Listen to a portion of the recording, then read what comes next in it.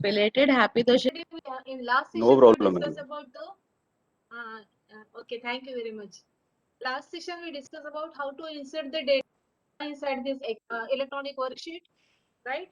We call this as a electronic worksheet, two-dimensional madam table. आवाज नहीं आ रही. येतोय मॅडम नहीं आ रही आवाज. अभी? येतोय मॅडम आवाज. येतो है ना? हो हो.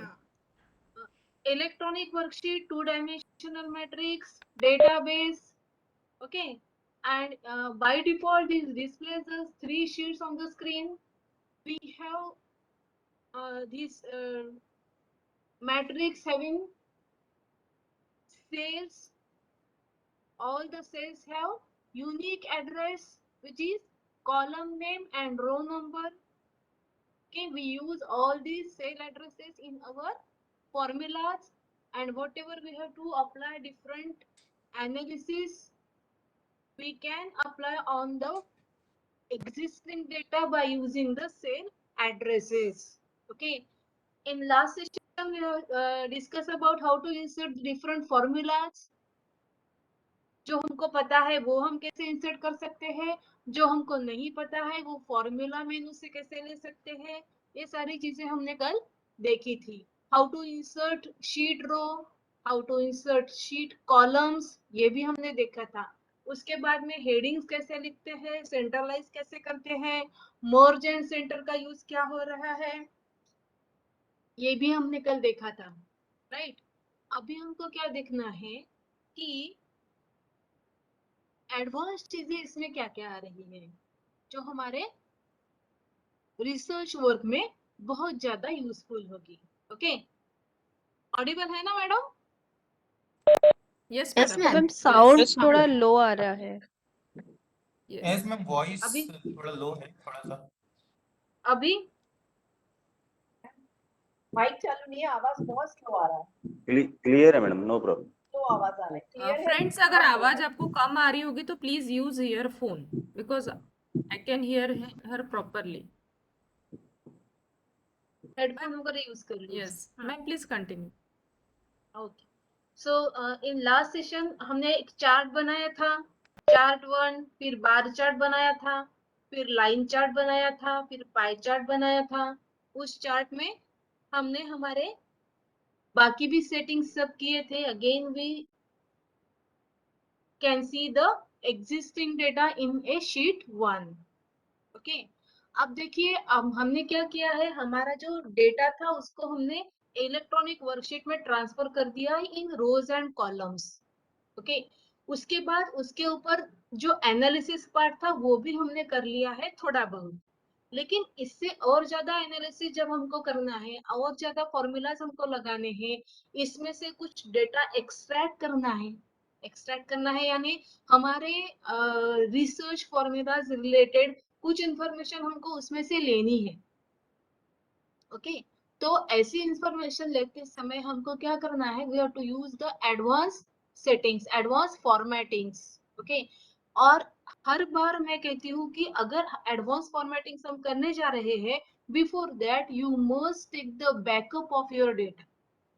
फॉर्मेटिंग करने से पहले भी और फॉर्मेटिंग करने से स्टार्ट करने से पहले भी हर टाइम आपको आपके डेटा का बैकअप लेना बहुत जरूरी है. बैकअप लेना का मीनिंग क्या है, आप जो एग्जिस्टिंग डेटा है उसको पूरा सिलेक्ट कर लीजिए, कंट्रोल ए. कॉपी करने के लिए है कंट्रोल सी. और मैं अभी हमारा डेटा शीट 1 में है, तो मैं शीट 2 में या शीट 3 में इसको क्या कर रही हूँ, पेस्ट करके रही हूँ. Control V is used to paste the data.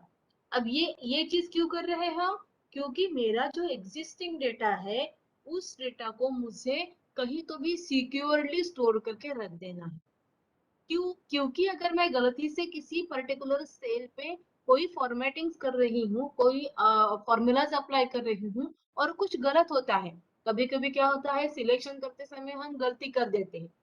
बहुत स्टूडेंट्स का ऐसा होता है, सिंगल सेल को ही सिलेक्ट कर लेते हैं, सिंगल कॉलम को ही सिलेक्ट कर लेते हैं और फॉर्मेटिंग लगा देते हैं. तो याद रखिए कभी भी सिंगल कॉलम पे फॉर्मेटिंग्स नहीं करनी है, क्योंकि अगर मैं सिंगल कॉलम पे फॉर्मेटिंग कर रही हूँ तो क्या होता है, वो ही एक कॉलम आपका फॉर्मेटिंग में आ रहा है, बाकी के कॉलम्स आपके एज इट इज है. तो उसको अगर हमने असेंडिंग डिसेंडिंग कर लिया या एक्सट्रैक्ट कर लिया या कोई मल्टीप्लाई कर दिया तो वो क्या हो रहा है, उसी कॉलम के लिए हो रहा है।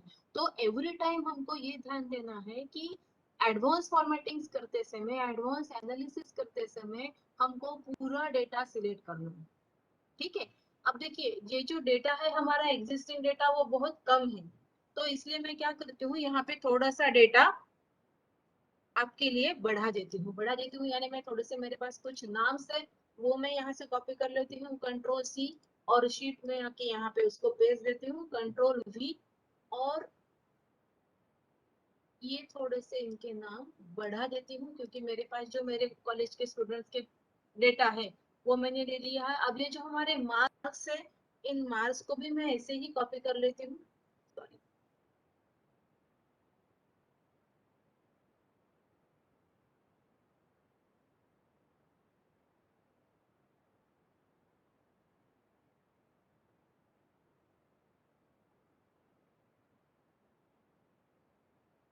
Control C and control V दोनों चीजें हम यहाँ पे पढ़ रहे हैं, कॉपी एंड पेस्ट, है ना।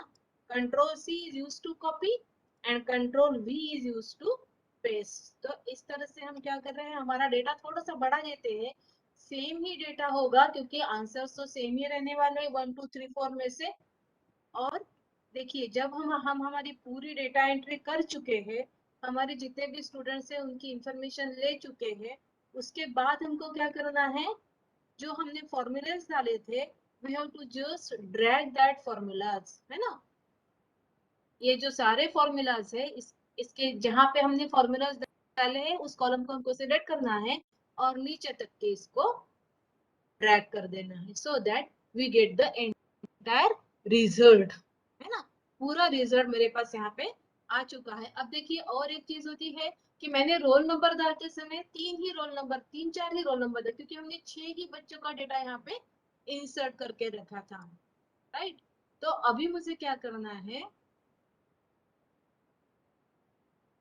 अभी मुझे इन 3 नंबर्स को सिलेक्ट करना है, फर्स्ट 3 नंबर्स आपको सिलेक्ट करने हैं और नीचे तक के उसको ड्रैग कर देना है। तो जितने भी हमारे स्टूडेंट्स है, देखिए अभी यहाँ पे 60 स्टूडेंट्स हमारे हो चुके हैं, इनका पूरा डेटा यहाँ पे मेरे पास आ गया है। ये फॉर्मेटिंग निकाल देती हूँ ताकि आपको ठीक से दिखने। आज सिस्टम थोड़ी स्लो ही चल रही है।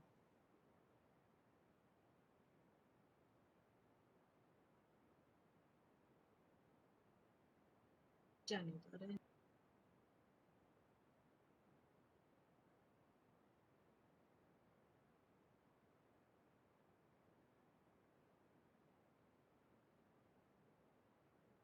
दिख रहा है आपको?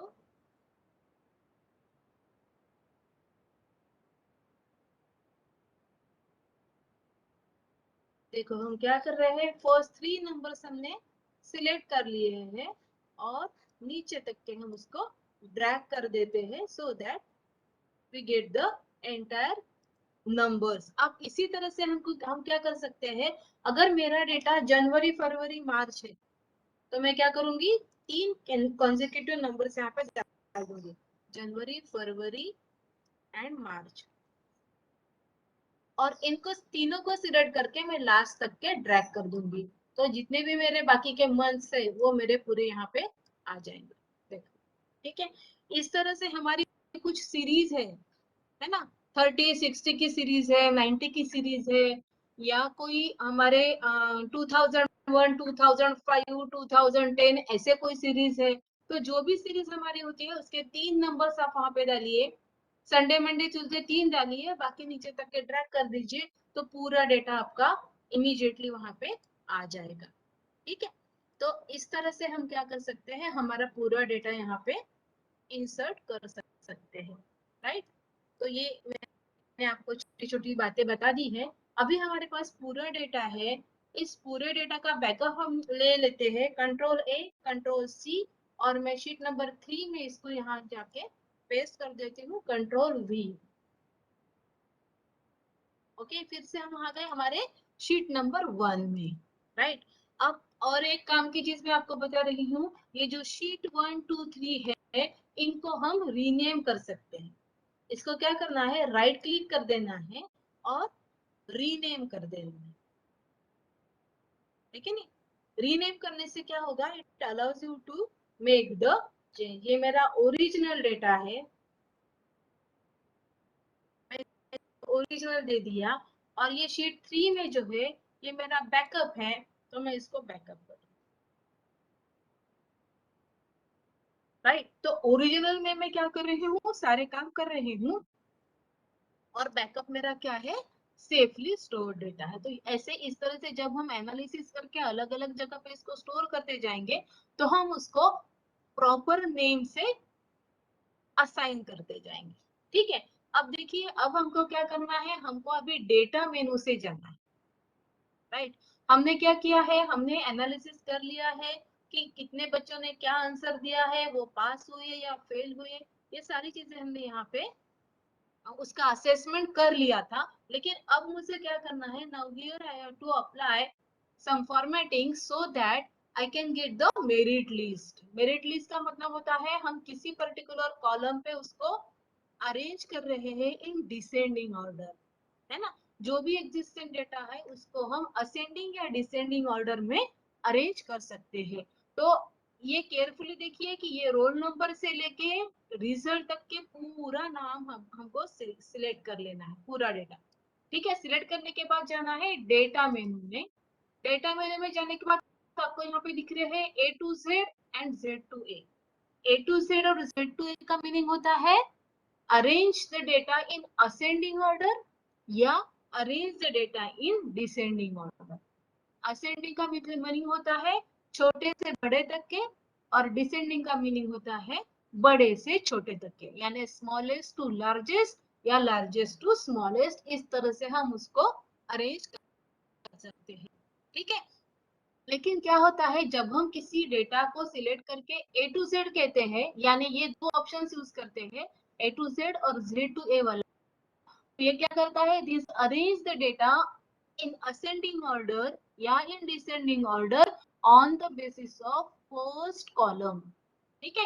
अब फर्स्ट कॉलम क्या है, हमारा रोल नंबर का है, जो हमने ऑलरेडी असेंडिंग ऑर्डर में डिसाइड करके सेव करके रखा हुआ है। इसको मुझे डिसेंडिंग में करना है, तो I can make it descending order. देखिए दिख रहा है क्या आपको, 60 59 58 ऐसे रोल नंबर्स का डेटा हमारे यहाँ पे आपको दिख रहा है। फिर से मैं इसको कहती हूँ असेंडिंग ऑर्डर।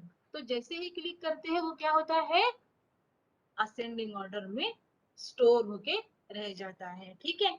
अब मुझे ये चीजें नहीं करनी है क्योंकि मेरा डेटा मुझे किसी और कॉलम पे अरेंज करना है। ये ब्लैंक वाला कॉलम रो में हटा देती हूँ, क्योंकि इस वजह से क्या होगा, डेटा थोड़ा सा एंटायर रो, क्या हो गया, उसी कॉलम पे हमने क्या किया है, आंसर की करके रखी हुई है, इसलिए हमको प्रॉब्लम हो रहा है वहां पे। यहाँ पे हम क्या करते हैं, होम में जाते हैं, इंसर्ट शीट रो, और इस आंसर की को वहां पे स्टोर करके रख देंगे, सो दैट हमारा 1 2 3 4 कंट्रोल एक्स एंड यहाँ पे हम, इसलिए हम इधर उधर डेटा क्यों नहीं स्टोर करके रखते, क्योंकि गलती से भी हम अगर ऐसे कुछ कर लेते हैं तो हमारा डेटा लॉस्ट हो सकता है, ठीक है ना।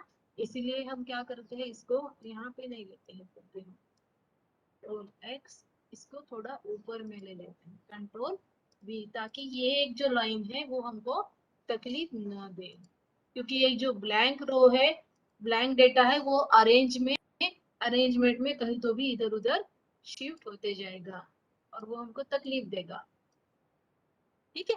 चलो, now we again select this data, जो हमारा रिजल्ट तक के है, रोल नंबर से लेके रिजल्ट तक के हमने सिलेक्ट कर लिया है। नाउ दिस टाइम डेटा के बाद में उसके बाजू में जो सॉर्ट कमांड लिखी हुई है उस पे हम क्लिक करेंगे। अब ये सॉर्ट कमांड क्या करेगी, this allows us to arrange the data in ascending or descending order using some particular column। अब मैं कॉलम पे कर रही हूँ, कॉलम में मेरा जो टोटल नंबर्स है उस पे हमारा पूरा डेटा अरेंज हो सकता है ये असेंडिंग ऑर्डर या डिसेंडिंग ऑर्डर। तो लार्जेस्ट टू स्मॉलेस्ट मैंने सिलेक्ट कर लिया है। ओके, देखिए अभी हमारा जो डेटा है उसके रोल नंबर सभी चेंज हो गए हैं and the data is arrange in descending order on the basis of column of total, है कि नहीं। देखिए यहाँ पे टोटल का जो कॉलम है उस पे हमारा डेटा पूरा देखिए 4 4 4 4 आगे, फिर कैसे क्या आ गया 3 3 3 3 3, फिर 1 1 1 1 1, ये 2 बीच में कैसे क्या आ गया।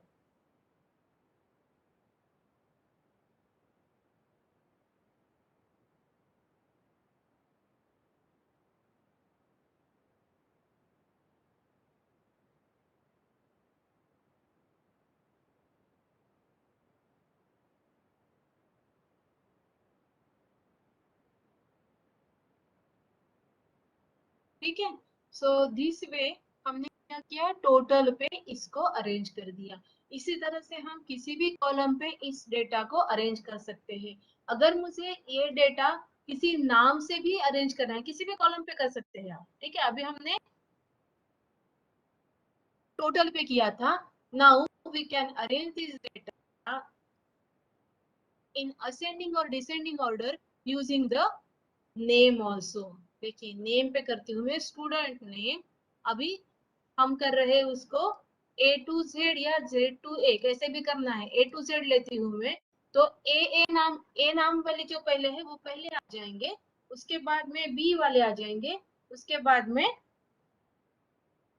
C D E F G ऐसे करके करते करते Z तक के आपके पूरे नाम यहाँ पे अरेंज हो जाएंगे। अब इसमें और एक रहता है कि जब ये असेंडिंग और डिसेंडिंग ऑर्डर में अरेंज होते हैं तब कंप्यूटर उसको आस्की की के हिसाब से अरेंज करता है। इसीलिए जो कैपिटल में है वो नीचे आएंगे, जो स्मॉल में है वो ऊपर जाएंगे। ये थोड़ा सा यहाँ पे आपको देखना होगा कि ये कैसे होता है। ठीक है ना, तो इसीलिए ये जो अरेंजमेंट हम करते हैं, डेटा एंट्री जो करते हैं, वो अगर हमारी प्रॉपर रहे, एक जैसी रहे, सेम फॉर्मेटिंग्स में रहे, तो हमारे डेटा में कोई भी दिक्कत नहीं आती है। लेकिन अगर हमारा डेटा कुछ कैपिटल कुछ स्मॉल कुछ ऐसे ऐसे अगर डेटा है तो वहां पे हमको थोड़ी सी दिक्कत आ सकती है, सर्चिंग में भी दिक्कत आ सकती है। इसीलिए मैं बताती हूँ आपको कि कैसे डेटा एंट्री भी कैसे करनी है। डेटा एंट्री करते समय उसमें वैलिडेशंस कैसे लगाने हैं वो भी हम आज के लेक्चर्स में देखते जाएंगे। ठीक है, so this way we can arrange the data on the basis of students name. तो जैसे हमने एक कॉलम पे किया है वैसे हम मल्टीपल कॉलम्स पे भी ये डेटा सिलेक्शन कर सकते हैं। ठीक है ना, देखो अब हम क्या करेंगे, हम पूरा डेटा को सिलेक्ट कर लेते हैं। सिलेक्शन पूरा डेटा करना ही जरूरी है, उसके बिना आप कोई भी फॉर्मेटिंग्स नहीं करेंगे। ठीक है, सॉर्ट कमांड, अभी हमने स्टूडेंट्स नेम पे कर लिया है, उसके बाद हम क्या करते हैं, add one label, means first we have to arrange the data on the basis of student's name and then we have to arrange the data on the basis of total marks. Okay, और total marks में भी मैं ले रही हूँ largest to smallest. Okay, अब देखिए अब क्या हो गया, again the data get arranged on the basis of first student name and then student's marks. तो देखो यहाँ पे अभिजीत को 3 मार्क्स है, फिर भी अभिजीत का नाम ऊपर में है ना। ये अक्षता को एक ही मार्क है, फिर भी ये ऊपर में है। और भाग्यश्री को ज्यादा मार्क्स होंगे, फिर भी वो क्या होगी, नीचे होगी। ये अविनाश जो है इसको 4 मार्क्स है, लेकिन वो ए के सीरीज में ए भी में आता है, इसलिए वो क्या आ गया है, नीचे में आ गया है। समझ रहे हैं आप।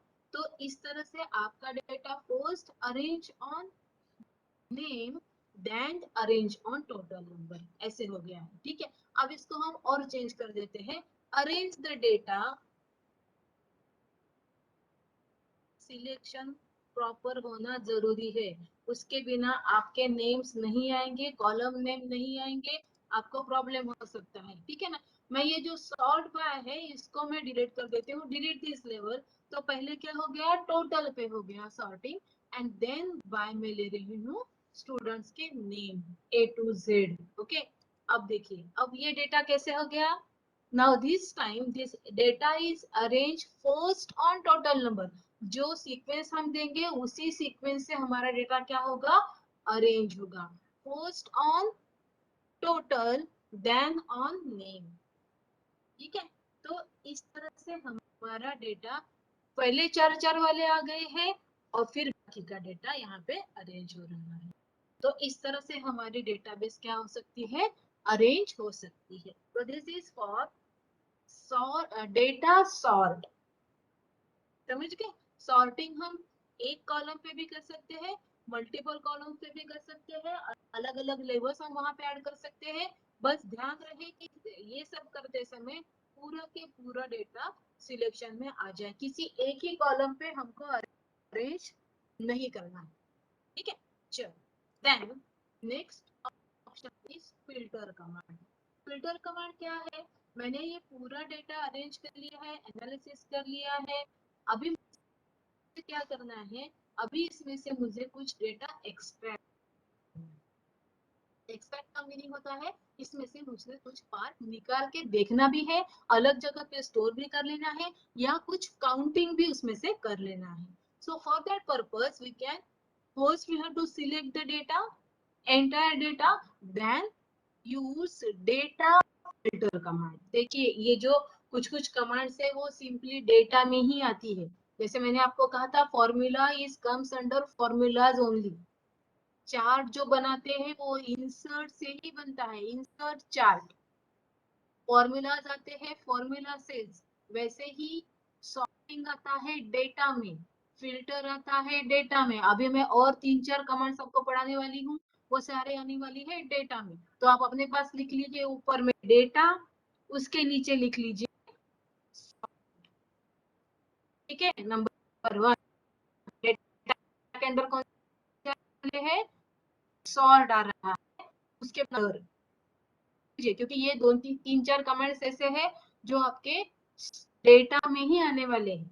ठीक है, ये क्लास में आ सकते हैं, क्वेश्चंस में आ सकते हैं, तो ये आप ध्यान रखिए। Data sort, data filter.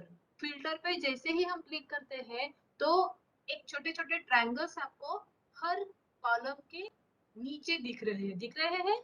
अब इसमें से हम क्या कर सकते हैं, डेटा एक्सट्रैक्शन कर सकते हैं। देखिए यहाँ पे हमने क्या कर दिया, क्लिक कर दिया यहाँ पे रिजल्ट पे, मुझे नंबर ऑफ पास और नंबर ऑफ फेल कितने स्टूडेंट्स है वो निकालने हैं इसमें से, है ना।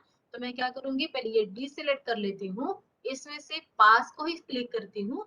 ओके, तो जितने स्टूडेंट्स पास है उतना ही डेटा मुझे यहाँ पे दिख रहा है। ठीक है, now we have to count it.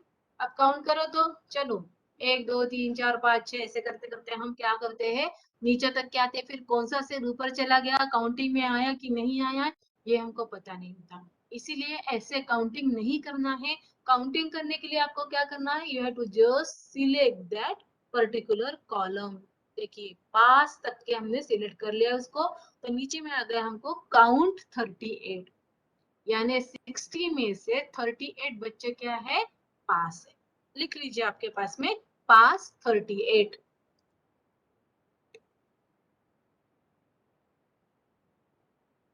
पास 38। अब दूसरे कौन से है, हमारा फेल का डेटा निकालना है। फेल कितने हैं, फिर से मैं क्या करूंगी, रिजल्ट पे क्लिक करूंगी। नाउ दिस टाइप पास को निकाल देंगे, फेल को क्लिक करेंगे। ओके, अब फेल कितने हैं काउंट करना है, तो अगेन सिलेक्ट द कॉलम। हमारे काउंट में आ रहे हैं 22, तो फेल कितने हैं 22। अब मुझे टोटल करनी है, यहाँ पे क्या करूंगी मैं, होम में जाके क्विक सम कहाँ से होती है, कौन सा सिंबल है क्विक सम के लिए, समेशन। समेशन। समेशन है ना, समेशन में क्या आ गया, देखो 60, यानी हमने जो डेटा निकाला है वो कैसे है, करेक्ट है कि नहीं। एवरी टाइम जो भी हम निकाल रहे हैं, जो भी हम कंप्यूटराइज सिस्टम से एक्सट्रैक्ट कर रहे हैं, उसको हमको क्या करना है, फाइनली चेक कर लेना है उसके बाद ही उसको दे देना है। कहीं गलती से हमारा एक आध कॉलम भी सिलेक्शन में नहीं आ गया तो तुम्हारा 38 की जगह क्या हो जाएगा, 34 हो जाएगा, और तुम्हारा टोटल गलत हो जाएगा, है ना। तो एवरी टाइम ये चीज हमको करनी है सो दैट परफेक्शन हमारे काम में आना चाहिए, राइट। अब पास और फेल हमने निकाल लिया। कभी कभी क्या होता है, जैसे ये अभी का डेटा कैसे है हमारा, एक एग्जाम्पल लिया है, लेकिन कभी ये बहुत ज्यादा होता है। जैसे कॉलेज का डेटा है तो हमारा कैटेगरी वाइज डेटा होता है, क्लास वाइज डेटा होता है, मेरिट वाइज डेटा होता है, merit number along with the category होता है, merit number along with the classes होते हैं। तो इस तरह के डेटा की मेरिट लिस्ट भी हमको कहीं लगानी पड़ती है। आगे चल के आप अगर कहीं जॉब कर रहे हो तो आपको ये काम आने ही आने वाले हैं, क्योंकि हमको स्टूडेंट्स रिलेटेड सारे काम करने पड़ते हैं। तो class wise merit list, class wise admission list, या class wise data, city wise data. मुझे किसी जगह पे डेटा ऐसे भेजना है जो सिटी वाइज है ना। तो class wise and city wise इस तरह से हम उसको क्या कर रहे हैं, अरेंज कर रहे हैं। अरेंज तो हम कर सकते हैं, लेकिन उसको एक्सट्रैक्ट भी कर सकते हैं। यानी ये जो डेटा हमारा निकला हुआ है, इसी पर्टिकुलर डेटा को हम कॉपी करके किसी और जगह पे पेस्ट भी कर लेते हैं। इसको मैंने कॉपी कर लिया, सपोज कितने स्टूडेंट्स फेल थे उनका डेटा मैंने कॉपी कर लिया, नीचे जाके यहाँ पे उसको पेस्ट कर दिया, तो मेरे फेल वाले स्टूडेंट्स का डेटा मेरे पास आ गया है। अगर पास वालों का चाहिए तो अगेन हम क्या कर रहे हैं, रिजल्ट में जा रहे हैं, फेल को डी सिलेक्ट कर रहे हैं, पास को सिलेक्ट कर रहे हैं। ओके, तो जो पास वाले स्टूडेंट्स है उनका भी डेटा मेरे पास यहाँ पे आ गया है। कंट्रोल सी, हम उसको जाके यहाँ पे पेस्ट कर देंगे, कंट्रोल बी। ये सारे पास वाले स्टूडेंट्स हैं, ये सारे फेल वाले स्टूडेंट्स हैं। तो इस तरह से हम हमारा डेटा यहाँ से एक्सट्रैक्ट कर सकते हैं। समझ रहे हैं आप। अब देखिए मैंने आपको पास और फेल का एक सिंपल एग्जांपल यहाँ पे दे दिया। अब इसी तरह से जब हमको ये करना है तो फिर से सारे सिलेक्ट कर लीजिए, ध्यान रखिए, ठीक है। अब मुझे क्या करना है, ये जो नंबर्स है इन नंबर्स को भी मैं कुछ फॉर्मेटिंग्स लगा के ले सकती हूँ। जैसे मुझे ये टोटल में से एक नंबर किसको मिला है, कितने लोगों को एक नंबर मिला है ये निकालना है, तो मैं सिंपली इनको यहाँ से ले सकती हूँ कि एक नंबर वाले कितने लोग हैं, है कि नहीं। सपोज पॉपुलैरिटी का हम डेटा निकाल रहे हैं, तो नंबर 1 के सीरियल की पॉपुलैरिटी क्या है, नंबर 1 के पोएट की पॉपुलैरिटी क्या है, नंबर 2 के स्पॉट की विजिबिलिटी क्या है। इस तरह से हम डेटा वहां पे एक्सट्रैक्ट कर सकते हैं। नॉट ओनली द सिलेक्शन, लेकिन उसके बाद में हम उसको और नंबर फॉर्मेटिंग भी लगा सकते हैं। जैसे मेरे डेटा कुछ सेल्स का डेटा है, कुछ रुपीस का डेटा है, तो मेरे पास अभी मैं इसको पूरा ले लेती हूँ, उसके बाद में हम उसको क्या करते हैं, नंबर फॉर्मेटिंग लाते हैं। Equal to this number, greater than this number, less than this number, greater than and equal to this particular number, है ना, बिटवीन दिस टू नंबर्स। ऐसे कितना डेटा है ये सारे। जैसे हमारा रिजल्ट है तो ग्रेटर देन 45 कितने लोगों को मिले हैं, लेस देन 35 कितने लोगों को मिले हैं, बिटवीन दिस पर्टिकुलर 60 टू 80 में कितने लोग हैं। इस तरह का डेटा जब हमको निकालना होता है, that time we can use all these number filters. उसी तरह से टॉप 10 में कितने लोग हैं, राइट। देन एवरेज हमने निकाला था, एवरेज के हिसाब से कितने लोग हैं, अबव द एवरेज कितने हैं, बिलो द एवरेज कितने हैं। ये सारी चीजें हम यहाँ से कर सकते हैं। इससे और भी ज्यादा हमको कुछ डेटा हमारे हिसाब से लेना है तो हम कस्टमाइज भी उसको कर सकते हैं, ठीक है। अब कस्टमाइज में क्या होता है, ये तो इक्वल टू ग्रेटर देन ये सारी चीजें यहाँ पे हो रही है, दिस एंड दिस कमांड भी हम यहाँ पे अप्लाई कर रहे हैं। इससे और ज्यादा फॉर्मेटिंग हमको लगाना है तो we can use this wild cards also. ये जो क्वेश्चन मार्क और स्टार दिख रहे हैं क्या आपको, आज काही बोलणं नाही कोणाचं, शांत आहेत सगळे, थक गए क्या, No, ma'am. म्हटलं काल दसऱ्याचं सोनं देऊन थकले काय सगळे, थकले नहीं ना। हाँ, तो और भी ज्यादा फॉर्मेटिंग हमको करने हैं तो हम ये वाइल्ड कार्ड्स भी यूज कर सकते हैं। क्वेश्चन मार्क एंड स्टार, ये दो वाइल्ड कार्ड्स है। क्वेश्चन मार्क का मीनिंग होता है सिंगल कैरेक्टर और स्टार का मीनिंग होता है नंबर ऑफ कैरेक्टर्स, है ना। ये ज्यादा अभी आप मत यूज कीजिए, अब बहुत रही हूँ कि question mark and star, these two are the wild card that we can use to customise the filter option, right. चल अब क्या करते हैं हम, ये जो हमारा कैरेक्टर डेटा है, इस कैरेक्टर डेटा पर भी हम हमारे फॉर्मेटिंग्स लगा सकते हैं, है ना। अब इसमें हमारे टेक्स्ट फॉर्मेटिंग्स भी हम लगा सकते हैं। टेक्स्ट फॉर्मेटिंग में मैं लिख रही हूँ इक्वल टू दिस, यानी अभिजीत नाम के इक्वल टू कितने लोग हैं, ठीक है। बिगिंस विथ ए कितने लोग हैं, बिगिंस विथ कैपिटल ए कितने लोग हैं, ओके। ये देखिए ए नाम के जितने लोग हैं उनका डेटा यहाँ पे मुझे मिल गया है। दिसतोय का तुम्हाला? हे बघा अभिजित, अविनाश, अंजू, अश्विनी आणि अनिकेत पर्यंत आपला डेटा आलेला आहे, ठीक आहे। So this way we can make the text data and contains does not equal to customize this, customize में भी हम ये वाइल्ड कार्ड्स और ये सारी चीजें यहाँ पे यूज करके देख सकते हैं, ठीक है। उसी तरह से इस डेटा को हम कलर फॉर्मेटिंग से भी सॉर्ट कर सकते हैं। जो आर्ट्स वाले लोग हैं उनको लग रहा होगा कि हमको एक्सेल कुछ काम की चीज नहीं है, लेकिन ऐसे नहीं है बेटा, हम एक्सेल में भी बहुत सारे काम कर सकते हैं। तो सॉर्टिंग करते समय हम उस पर्टिकुलर, देखिए और एक इसमें फॉर्मेटिंग का ऑप्शन है, अभी हमारे सिलेबस में हमने नहीं डाला है। कंडीशनल फॉर्मेटिंग वगैरह भी कर सकते हैं, उसमें एक कलर ऑप्शन भी लगा सकते हैं हमारे अकॉर्डिंग टू अवर नीड। हम उसको कलर्स डालेंगे और हम उस कलर से भी ये डेटा कस्टमाइज करके एक्सट्रैक्ट कर सकते हैं, ठीक है। तो कलर ऑप्शन भी हमारे पास यहाँ पे अवेलेबल है to extract the data from the existing database, इसको इसीलिए डेटाबेस भी कहा जाता है, ठीक है। सिलेक्ट ऑल, ओके करने का। तो अभी क्या किया हमने, डेटा में से फिल्टर कमांड यूज की, डेटा फिल्टर, और फिल्टर में से हमने एग्जिस्टिंग डेटा में से डेटा एक्सट्रैक्ट करने के निकालने के लिए कंडीशंस भी अप्लाई किए, नंबर्स पे भी अप्लाई किए और टेक्स्ट पे भी अप्लाई किए, और उसमें से डेटा एक्सट्रैक्ट किया, काउंट किया, उसके बाद उसको हमने कॉपी भी करके रख दिया किसी और जगह पे। फ्यूचर हमको उसका काम पड़ने वाला है तो उसको हम कॉपी करके भी अनदर लोकेशन पे सेव करके रख सकते हैं। तो this is for filter command. फिर से हमारा काम हो चुका है तो हम क्या करेंगे, फिल्टर बटन को क्लिक कर देंगे तो क्या होगा, वो फिल्टर ऑप्शन चला जाएगा। इट्स अ टॉगल की, एक बार क्लिक कर दो तो फिल्टर ऑप्शन आ जाएगा, फिर से क्लिक कर दो तो फिल्टर ऑप्शन चला जाएगा, ठीक है। समझ गए यहाँ तक कि जाऊं मैं आगे? Yes, ma'am. मॅम ते हॅलो मॅम, हाँ बोला बोला। पास 38 आणि फेल 22 चं म्हणजे एकदा सांगता का ते कसं स्टेप गेलं? कोणतं कोणतं? आपण 38 पास आणि 22 फेल काढलंय ना मॅम टोटल राईट हा हँड हा साइडला. हा ते हो हो, ते कसं कुठल्या काढलं? स्टेपनी गेलो मॅम आपण? आपण काय केलं, पहिले सिलेक्ट केलं सगळा डेटा, ठीक आहे। हेडिंग पासून तर पूर्ण डेटा सिलेक्ट केला, ठीक आहे। केला का सिलेक्ट, दिसतंय तुम्हाला?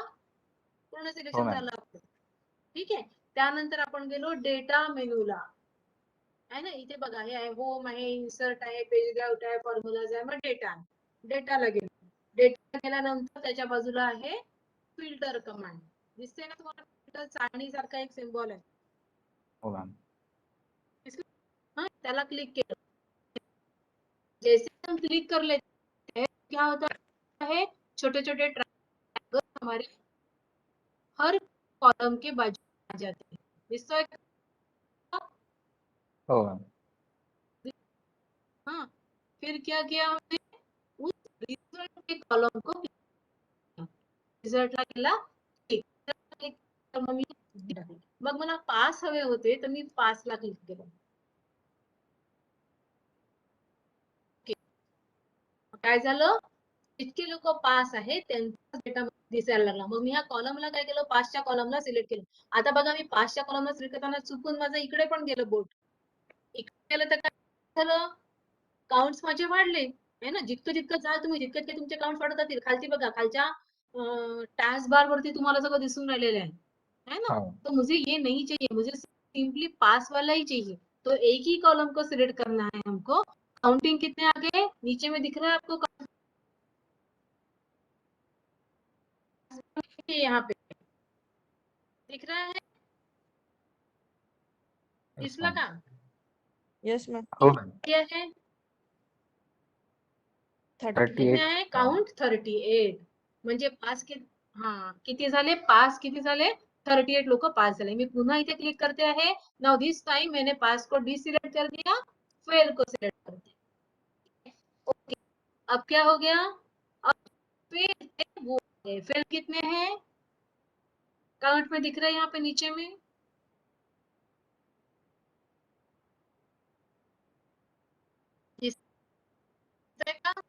हो 22. 22. 22 तयार झाले. अशा प्रकारे आपण सगळे काढू शकतो ना डेटा. आता याच्यात मी पुन्हा मग मी इथे लिहून ठेवलं. कशा ठेवलं की मला याच्यावरती पुन्हा एखादा ग्राफ बनवायचा आहे.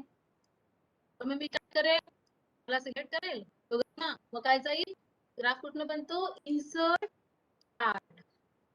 चार्ट में से मैंने पाई चार्ट ले लिया और मेरा चार्ट बना दिया. इमीडिएटली आपका चार्ट बन जाएगा.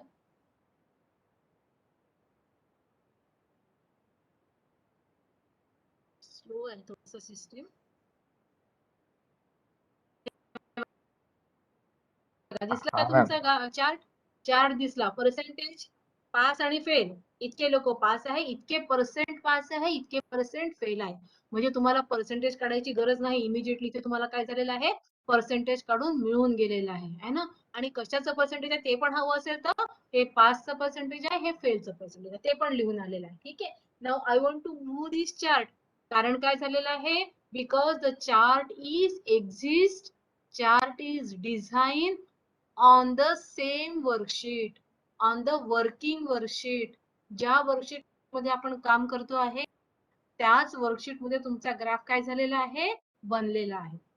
ठीक आहे. Now I want to move this chart at separate location. त्यासाठी काय करतो आपण, क्लिक करतो चार्टला आणि मूव्ह द चार्ट, आणि त्यानंतर आपण करतो चार्टचं नाव. इथे काय आहे, हा पास फेल वाला चार्ट आहे. तर पास फेल पर्सेंटेज असं त्याला नाव दिलं अँड ओके केलं. तो पास फेल पर्सेंटेज इथे येऊन गेला. टायटल पण आपण इथे करू शकतो, पासिंग पर्सेंटेज. जे आपल्याला टाकायचं आहे ते तुम्ही याच्यामध्ये टाकू शकता. किंवा रिझल्ट, मला हे नको आहे, मला रिझल्ट हवा आहे. जे काय टाकायचं ते तुम्ही टाकू शकता आणि त्याला सेव्ह करू शकता. पुन्हा आपण ओरिजिनल डेटा मध्ये आलेलो आहोत. ठीक आहे, कळलं तुम्हाला. आता हे जे पर्सेंटेज आहे, या आपलं आन्सर्स आहेत, याच्यामध्ये मला काही हवंय की एक नंबर कोणी, किती लोकांनी एक नंबर सिलेक्ट केला, तो डेटा मला इथे मिळून गेला आहे की नाही. एक नंबरचे किती लोक होते, 20 काउंट्स आले माझे, है ना. 20 लोकांनी एक नंबर सिलेक्ट केलेला आहे. हा पण डेटा आपण इथे स्टोअर करू शकतो की 1चं सिलेक्शन म्हणजे first choice, second choice, third choice जे काही होते आपले, हे किती लोकांनी केले, 1 किती लोकांनी केलं, 20 लोकांनी सिलेक्ट केलं. 2 साठी हवंय आपल्याला. आता पुन्हा इथे क्लिक केलं, 2 नाहीच आहे याच्यामध्ये, 3 आहे डायरेक्टली. ओके, 3 किती लोकांनी केलं, 2 झिरोच आहे. 3 किती लोकांनी सिलेक्ट केलेला आहे चॉईस, हा आहे 30चा, है ना. काउंट आले 30. मग थर्डचं सिलेक्शन झालं 30. आणि फोर्थ वाले किती आहे, पुन्हा आपण इथे गेलो आणि 3 ला डिसिलेक्ट केलं, 4 ला सिलेक्ट केलं. ओके, आता फोर्थ म्हणणारे किती लोक आहे, कधी कधी पॉप्युलॅरिटी राहतं, कधी कधी सिलेक्शन राहतं. 10 लोक आहे, 10 लोकांनी फोर्थ ऑप्शन सिलेक्ट केलं. मग याच्यावरून आपण अनालिसिस काढू शकतो की पॉप्युलॅरिटी आहे, ज्याला जास्त मार्क आहे त्याची जास्त आहे, म्हणजे 1 वाला सिलेक्शन आहे. तर तुम्ही सांगू शकता याच्यातनं अनालिसिस करून की नंबर 1 वाला पर्सन जास्त पॉप्युलर आहे, नंबर 1 वाला सिरियल जास्त पॉप्युलर आहे, नंबर 1 वाल्या साईटला जास्त लोकांनी व्हिजिट केलेली आहे याच्यावरून तुम्ही ग्राफही बनवू शकता. कुठला पण ग्राफ तुम्ही बनवू शकता. इन्सर्ट लाईन ग्राफ घ्या, पाय ग्राफ घ्या, बार ग्राफ घ्या, एरिया बार ग्राफ, कोणता पण ग्राफ तुम्ही घेऊ शकता. तुम्हाला जसा हवा तसा ग्राफ तुम्ही तिथे बनवू शकता. हे बघा आहे ना की ही जी सिरीज आहे 3rd नंबर वाल्याला जास्त पॉप्युलॅरिटी आहे, 1 वाल्याला जास्त पॉप्युलॅरिटी, 3 वाल्याला जास्त पॉप्युलॅरिटी. त्याची व्हॅल्यूज पण तिथे टाकू शकता आहे ना. या चार्टला पुन्हा मूव्ह करू शकता. मूव्ह द चार्ट न्यू झालं. पुन्हा आपण ओरिजिनल डेटा मध्ये आलो. So this way you can make this selection for the analysis purpose. है की नाही? कळलं का आता? Any doubt? किसी को कुछ प्रॉब्लम है इसमें? मैम वापस से ओरिजिनल डाटा पे कैसे आएंगे? यहाँ पे जो नीचे में शीट लिखा रहता है ना बेटा, जी मैम. शीट 1, शीट 2, शीट 3 जिसको हमने रीनेम किया था, वहीं पे क्लिक कर देना तो आप वापस आ जाएंगे वहीं पे. आ गया समझ में? Okay ma'am. एक मिनट में दिखाती हूँ आपको. मुझे वर्ड की फाइल ओपन करनी है.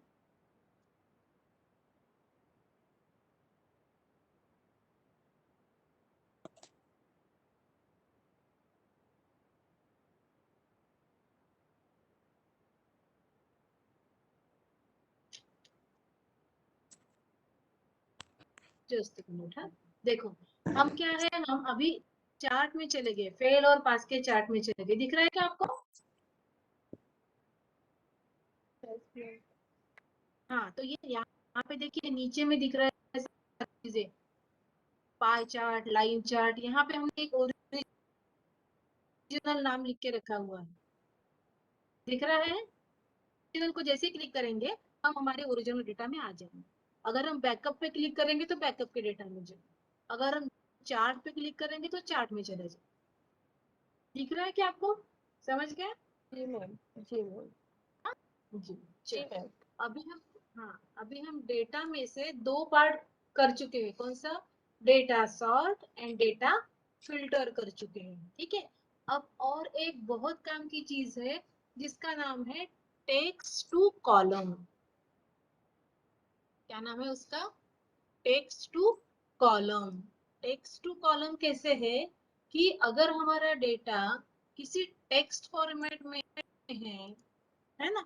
टेक्स्ट फॉर्मेट का मीनिंग क्या होता है? एक ही लाइन में है ना.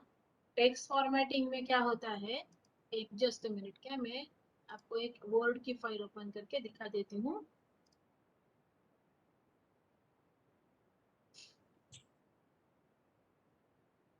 टेक्स्ट कैसे होता है. क्या होता है जब हम डेटा कलेक्शन करते हैं तो डेटा कलेक्शन करते समय हमको किसी जर्नल से या किसी वेबसाइट से टेबल्स मिलते हैं जिसमें बहुत सारा डेटा टेबल फॉर्मेट में होता है, लेकिन वो डेटा होता है हमारा टेक्स्ट. वो कैसे होता है हमारा? टेक्स्ट में. टेक्स्ट में का मीनिंग क्या है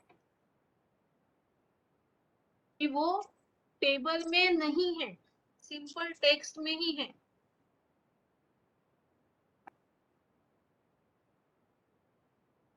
देखिए वो ऐसे इस तरह से होता है. मैंने अगर यहाँ पे कुछ दिया रोल नंबर, फिर मैंने स्पेस स्पेस लिख दिया नेम, फिर मैंने स्पेस स्पेस लेके लिख दिया अमाउंट. ठीक है. हेलो. फिर नीचे में आके हमने रोल. हाँ हेलो. आवाज हाँ, आपको नहीं दिख रहा है ना कुछ? हो मैम. इसमें black ma'am screen black visible this. नहीं है आपका. नहीं नहीं दिख. नहीं, ठीक है, 2 मिनट के लिए रुक जाइए. मैं आपको वो डेटा उधर ही दिखा दूंगी.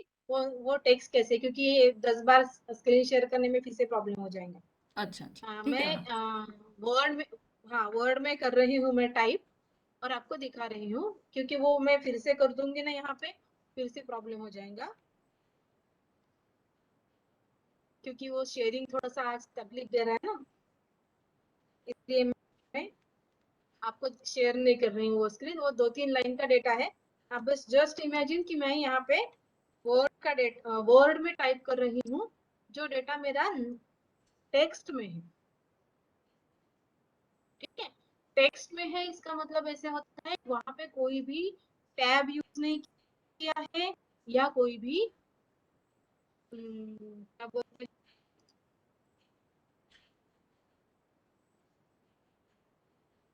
फॉर्मेटिंग्स यूज नहीं किए हैं, ठीक है। Control C. अब मैं आ रही हूँ एक्सेल में। अभी दिख रहा है आपको एक्सेल में? Excel Yes. दिख रहा है? Yes, ma'am. दिख रहा है, हाँ। देखिए अब हम क्या करते हैं, एक नई शीट ओपन करते हैं और यहाँ पे मैं उसको लाके कॉपी कर रही हूँ, सेंटर में दे देती हूँ आपको, कहीं पे भी मैं इसको कॉपी कर रही हूँ।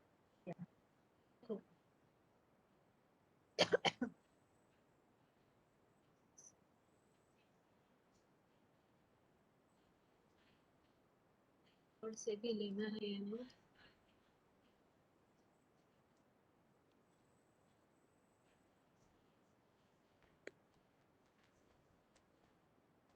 दिलेला तो डेटा मध्ये टाइम झालेला, जस्ट अ मिनिट हा।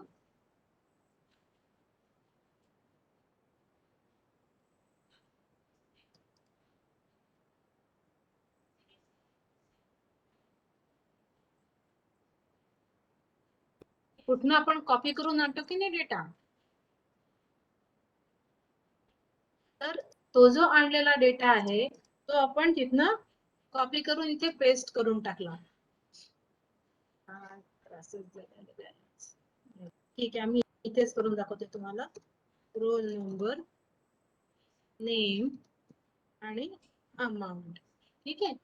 मग मी काय केलं इथे, रोल नंबर 1 अमित, मी त्यांनी दिले 100 रुपये। रोल नंबर 2 सुमित, याने दिले 200 रुपये। रोल नंबर 3 राधा, याने दिले 300 रुपये, ठीक आहे।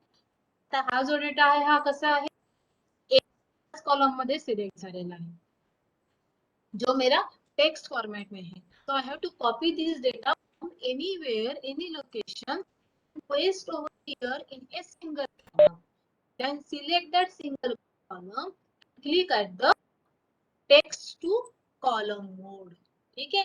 text to column allows us to make this text data, convert this text data into columns। हे बघा आता हा कॉलम मध्ये गेला, रोल नंबर, नेम आणि अमाउंट, हे नंबर, नेम आणि हा।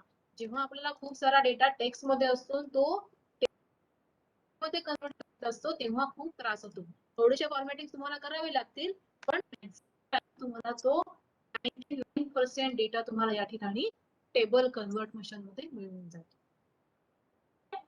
तो this way we can convert this data into, जो टेक्स्ट में है उसको हम टेबल में कन्वर्ट कर सकते हैं। कितना भी डेटा हो वो उतना डेटा आपको वहां से कॉपी करके लाना है, यहाँ पे फर्स्ट कॉलम में सिलेक्ट कर देना है और जो कॉलम है उसको सिलेक्ट करके then click at the data and text to column option, immediately it get converted into columns.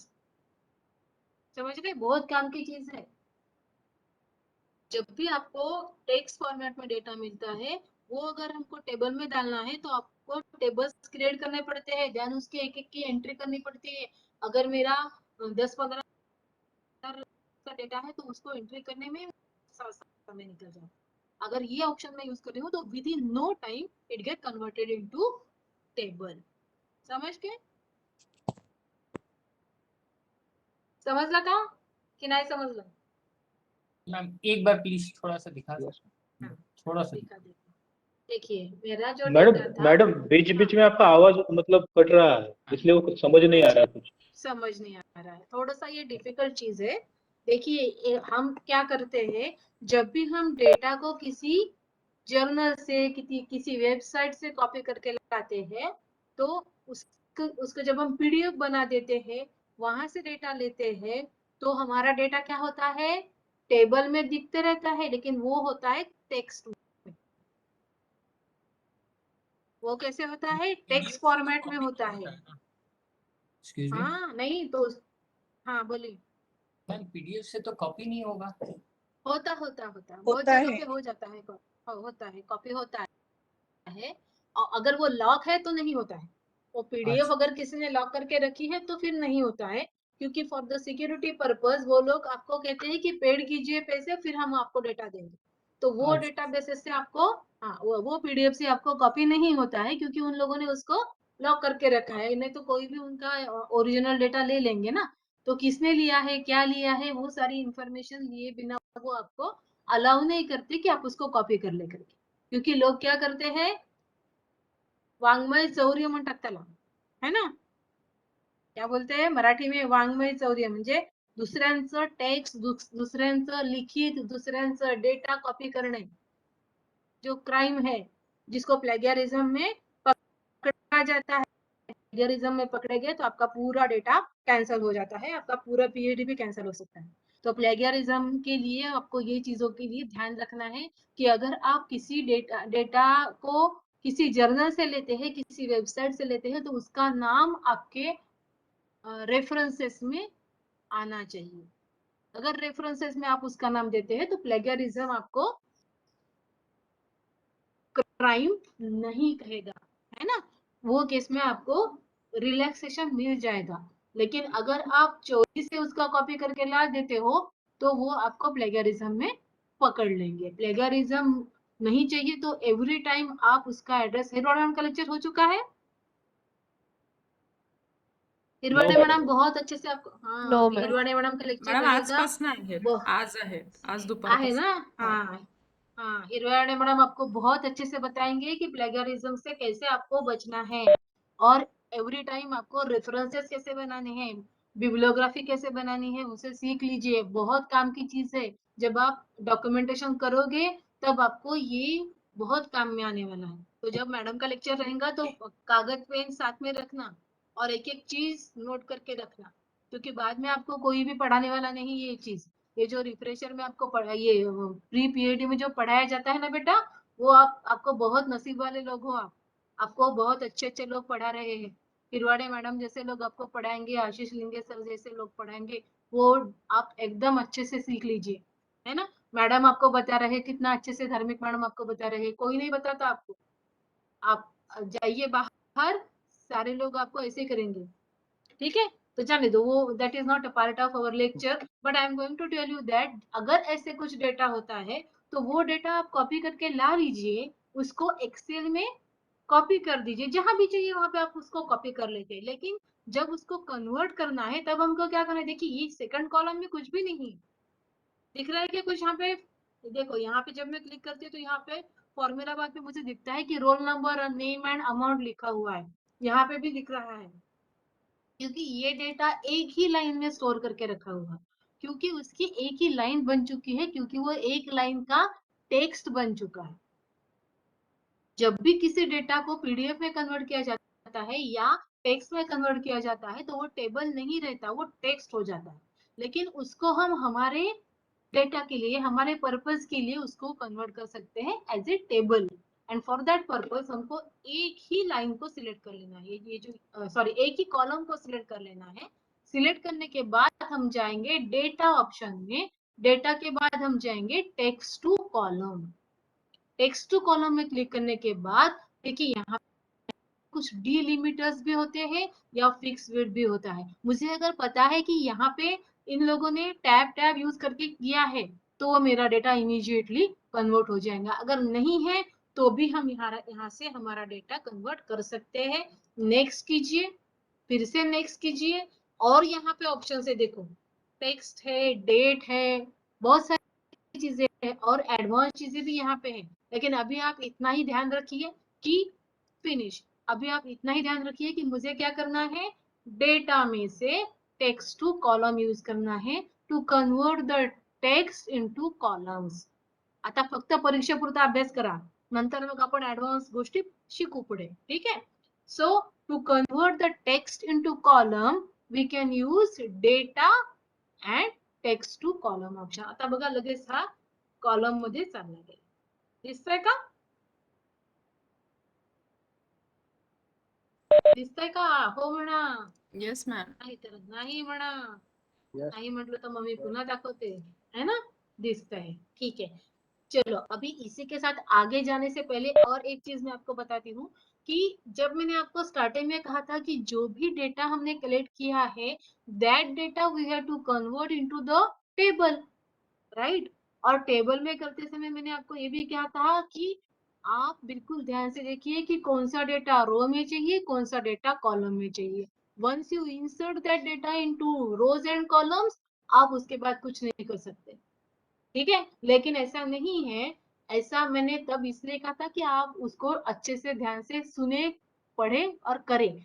लेकिन अगर हमने गलती से ऐसे कुछ डेटा इंसर्ट कर दिया है जो रो में था कॉलम में चाहिए था, कॉलम में था रो में चाहिए था, सो वी कैन, कुछ लोगों ने कर होगा, पीरियड हो चुका है उन लोगों ने कर दिया होगा, तो डरने की बात नहीं है, अभी भी आप उसको कन्वर्ट कर सकते हो यूजिंग द मैट्रिक्स ऑप्शन, है ना। तो आपको क्या करना है, you have to just select that data जो रोज में है वो कॉलम में चाहिए, जो कॉलम में है वो रोज में चाहिए। तो राइट क्लिक कॉपी करिए, कंट्रोल सी, यहाँ पे आने के बाद राइट क्लिक कीजिए, जहां पे मुझे पेस्ट करना है तो मुझे क्या करना पड़ेगा, make that cell as active cell. तो मैंने वहां पे उसको क्लिक कर दिया, देखो क्या किया मैंने, अगेन सी, मैंने इसको सिलेक्ट कर लिया जिस डेटा को मुझे कन्वर्ट करना है, ठीक है।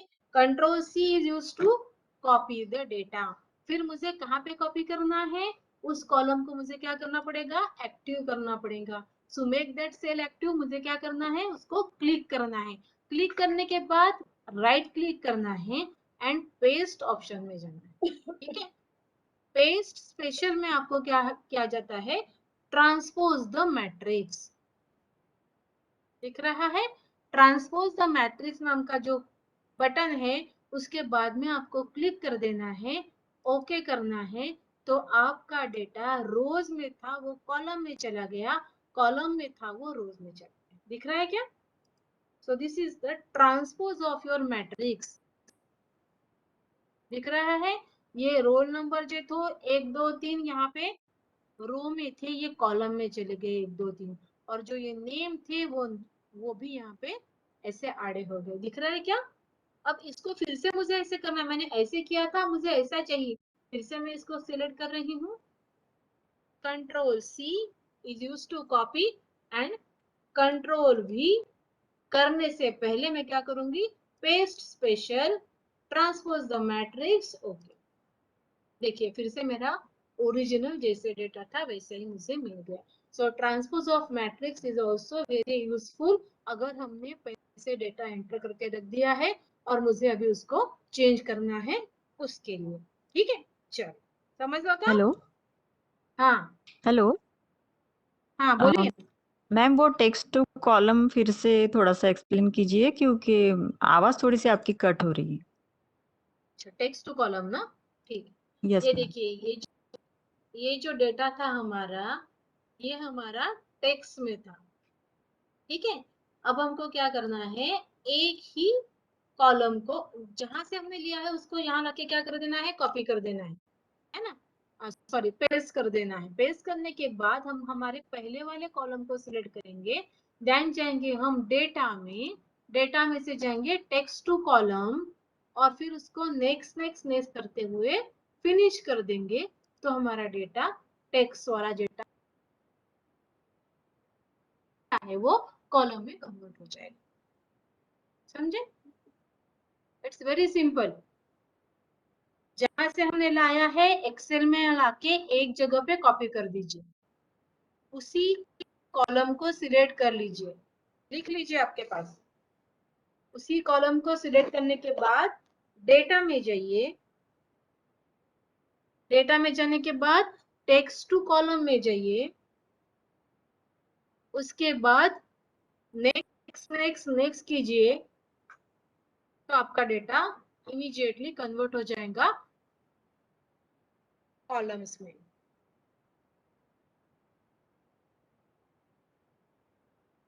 समझ लगा, जमला।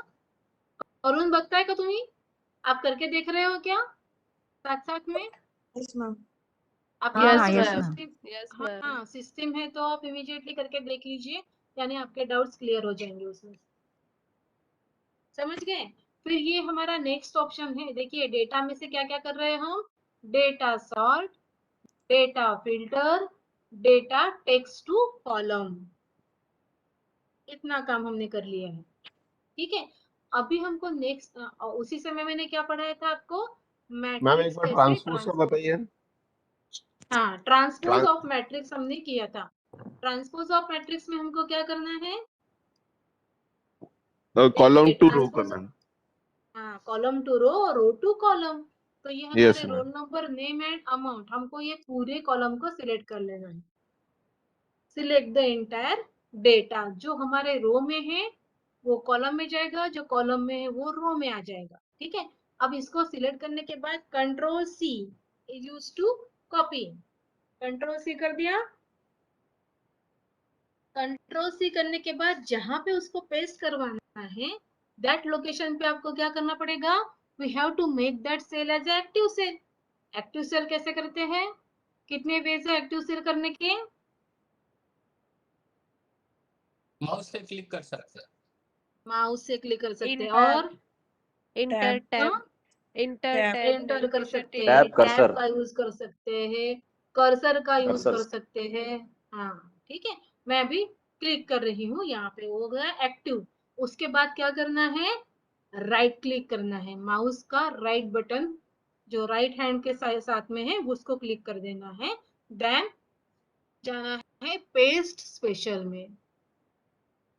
पेस्ट स्पेशल में हमको सबसे लास्ट में दिख रहा है ट्रांसपोज, दिख रहा है क्या, ट्रांसपोज, उसको क्लिक कर देना है। ओके,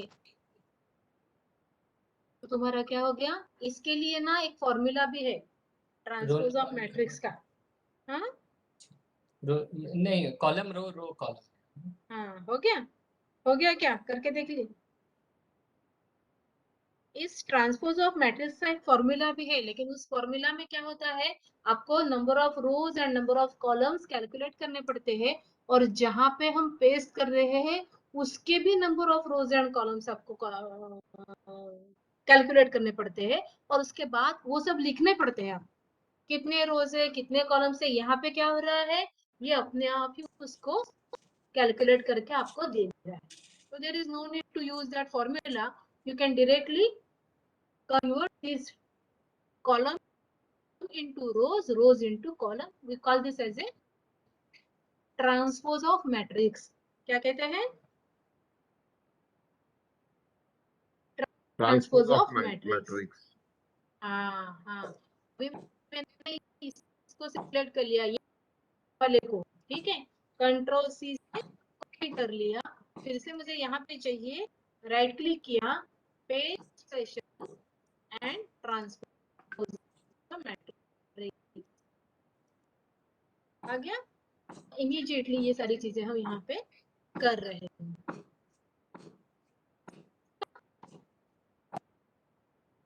जैसे हमारे ओरिजिनल में क्या कर रही हूँ, यहाँ वॉइस ब्रेक डेटा होता था है जास्त. उस, अच्छा आता है, तो है, हेलो, आता येतोय ठीक का आहे. आवाज, ठीक है, हाँ चलो। Yes ma'am, yes. अभी नेक्स्ट वाला ऑप्शन है हमारा, रिमूव द डुप्लीकेट। डेटा में से ही हम ले रहे हैं रिमूव द डुप्लीकेट। डेटा में से क्या क्या लिया था अभी तक के, data sort, data filter, data text to column, ये हमारे 3 ऑप्शन हो चुके हैं। अभी हम यहाँ पे जाएंगे डेटा रिमूव द डुप्लीकेट। अब रिमूव द डुप्लीकेट का यूज क्या होता है, जो डुप्लीकेट वैल्यूज है हमारे डेटा में से उनको हमको निकालना है। डुप्लीकेट निकालना है का मीनिंग क्या होता है, unique values we can get from the existing data. किसी कॉलम में अभी देखिए यहाँ पे जैसे पास पास पास पास 100 बार आ रहा है, फेल फेल फेल फेल आ रहा है, मुझे ये पास और फेल एक ही बार आना चाहिए।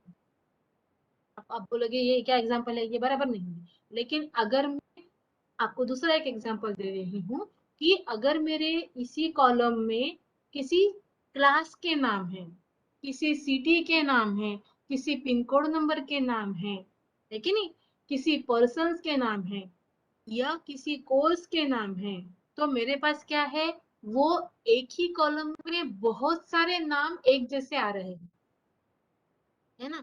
अगर मैं यूनिवर्सिटी की कोई क्या बोलते एग्जाम सेक्शन का डेटा हैंडल कर रही हूँ, या मैं पीएचडी सेल का कोई डेटा हैंडल कर रही हूँ, अब पीएचडी सेल के डेटा में मुझे क्या है, अलग अलग ऑप्शंस है, साइंस वाले लोग हैं, आर्ट्स वाले लोग हैं, कॉमर्स वाले लोग हैं, इन सबका डेटा वहीं पे एक जगह पे स्टोर्ड है।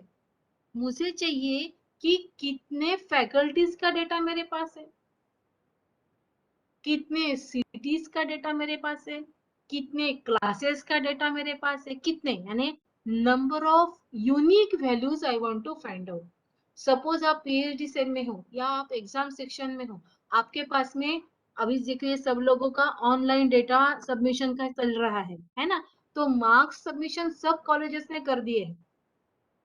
सब कॉलेजेस में मार्क सिलेक्शन करने के बाद आपको पूछा जाता है कि कितने कॉलेजेस ने डेटा सबमिट किया है, कितने कोर्सेज का डेटा सबमिट किया है।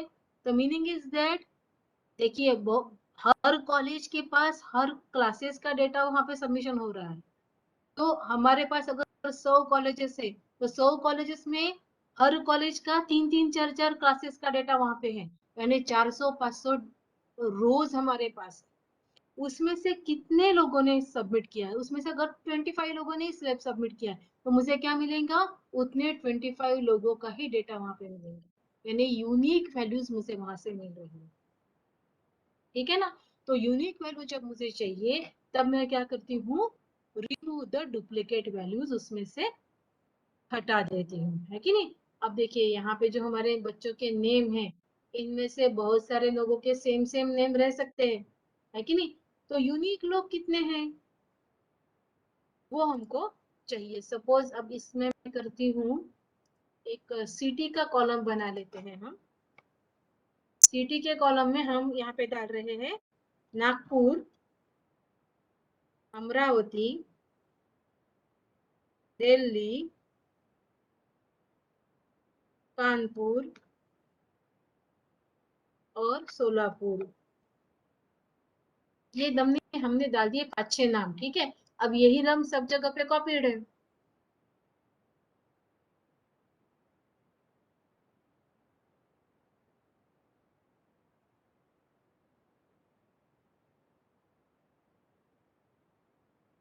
ये यही नाम सब जगह पे है ना। तो कितना डेटा हमारे पास आ चुका है, 60 लोगों का डेटा आ चुका है। लेकिन कौन से सिटीज से है वो लोग, दैट आई डोंट नो। तो कौन से सिटीज से है तो मैं क्या करूंगी, इसमें से रिमूव द डुप्लीकेट कर देती हूँ। Sorry remove the duplicate. अब देखिए इसने क्या वार्निंग दी है, वार्निंग क्या दी है देख लीजिए, एक्सटेंड द सिलेक्शन या continue with the current selection. Extend the selection क्यों किया है, क्योंकि मैंने इससे पहले भी आपको कहा था कि जब भी हम एडवांस कमांड करेंगे हम हमारा पूरा डेटा सिलेक्ट करने के बाद ही करेंगे।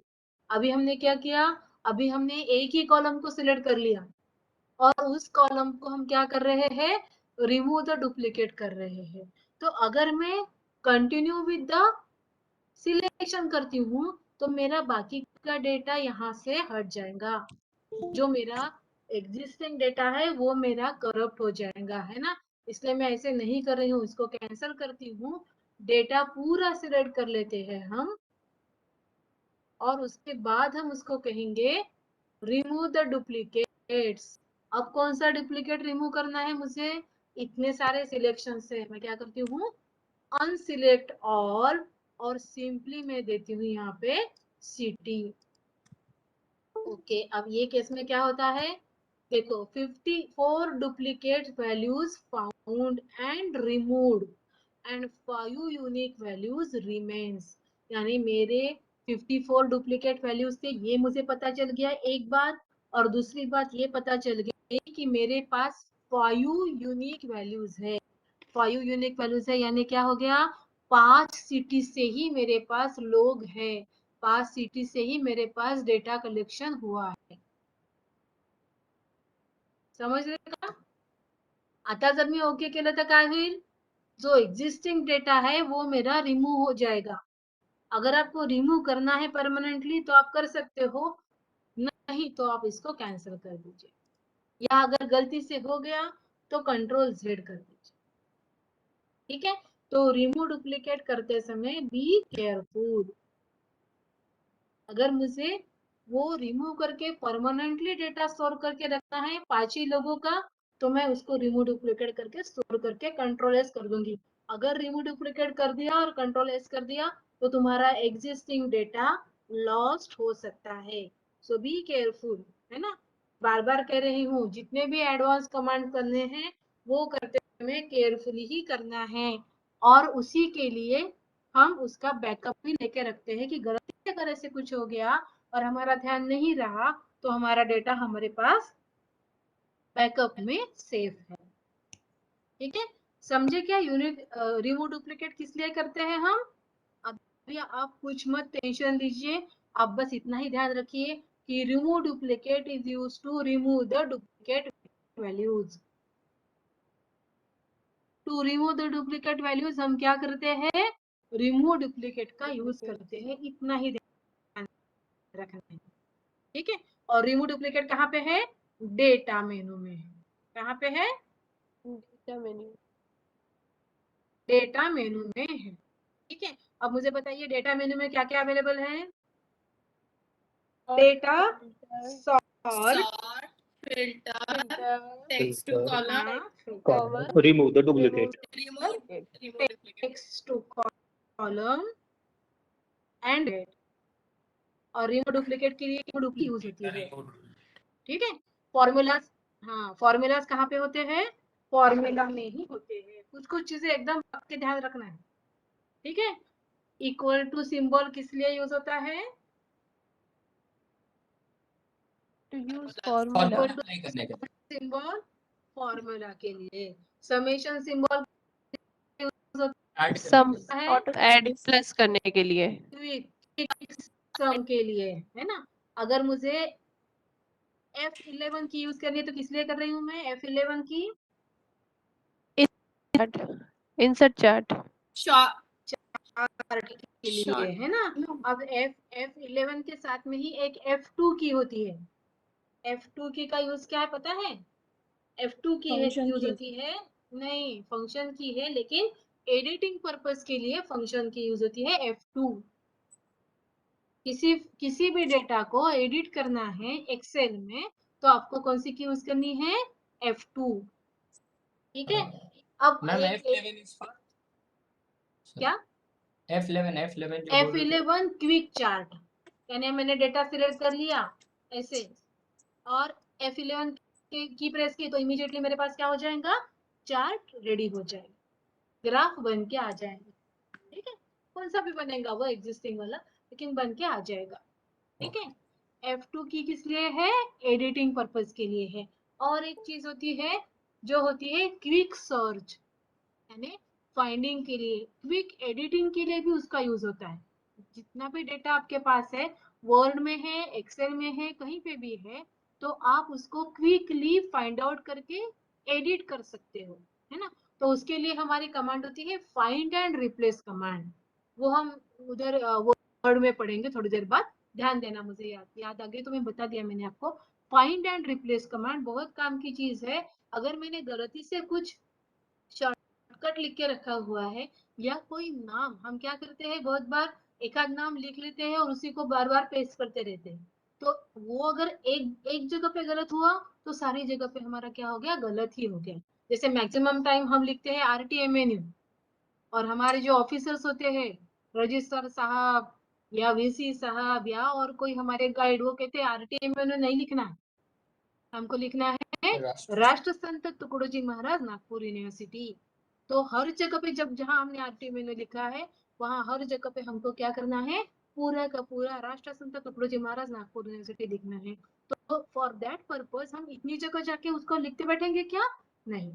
इमीडिएटली हम फाइंड एंड रिप्लेस का यूज करेंगे और उसको रिप्लेस कर देंगे। हम वर्ड में देखेंगे उसको, अभी हम एक्सेल को खत्म करते हैं फिर वर्ड में जाते हैं, राइट। चलो, तो इतना यहाँ तक कि आपको समझ गया टेक्स्ट टू कॉलम क्या है, मैट्रिक्स कैसे ट्रांसपोज किया जाता है, एंड रिमूव डुप्लीकेट क्या होता है। Next option is validation. हम क्या करते हैं, हम जब हमारी डेटा एंट्री करते हैं, मैंने आपको कहा था कि मैंने कुछ नाम स्मॉल में लिखे, कुछ नाम कैपिटल में लिखे, कुछ सेंटेंस केस में लिखे, यानी पहला नेम कैपिटल बाकी के स्मॉल, है ना, कुछ टॉगल केस में लिखे। जैसे यानी हम पढ़ाते समय भी आपको कहते हैं कि कैसे भी एंट्री कर दीजिए, बाद में हम उसको एडिटिंग कर सकते हैं, ठीक है। आप एंट्री का काम एक बार खत्म कर दीजिए, फिर हम उसको एडिटिंग करते रहेंगे। लेकिन वो चीज कहाँ पे होती है, स्टार्टिंग में होती है। जब आप पढ़ रहे होते हैं तब हम आपको ये कहते हैं कि आप ऐसे एंट्री कर दीजिए एक बार की, बाद में हम उसको एडिट करेंगे। लेकिन now you are the expert one, now you are become a doctor, और डॉक्टर लोगों को ये शोभा नहीं देता ऐसे भी कर देना और बाद में एडिटिंग करना। आप डॉक्टर बनने जा रहे हो तो बी परफेक्ट, है ना। जो भी डेटा एंट्री आप करने जा रहे हो that should be a perfect entry. मैंने डिसाइड करके रखा है कि मेरी एंट्रीज कैसे होगी, है ना, मेरा डेटा मुझे कैसे डालना है, कैसे एक्सट्रैक्ट करना है, कैसे एनालाइज करना है। You should be a perfect one. आप परफेक्ट रहोगे तो आप खुद भी परफेक्ट हो जाओगे और आपकी जो नेक्स्ट जनरेशन होगी वो भी परफेक्ट होगी, आपके आने वाले स्टूडेंट जो होंगे वो भी परफेक्ट होंगे, ठीक है। तो बी परफेक्ट के लिए हमको क्या करना है, we should use this data validation option. अब डेटा वैलिडेशन का मीनिंग क्या है, when we start to enter the data, that data should be a valid one, not a invalid data, है ना। जो भी डेटा हम इंसर्ट कर रहे हैं वो हमारे वैलिडेशन रूल्स के हिसाब से, वैलिडेशन रूल्स क्या होते हैं, हमने खुद ने बनाए हुए रूल्स है, क्योंकि ये डेटा किसका है, ये डेटा हमारा खुद का है।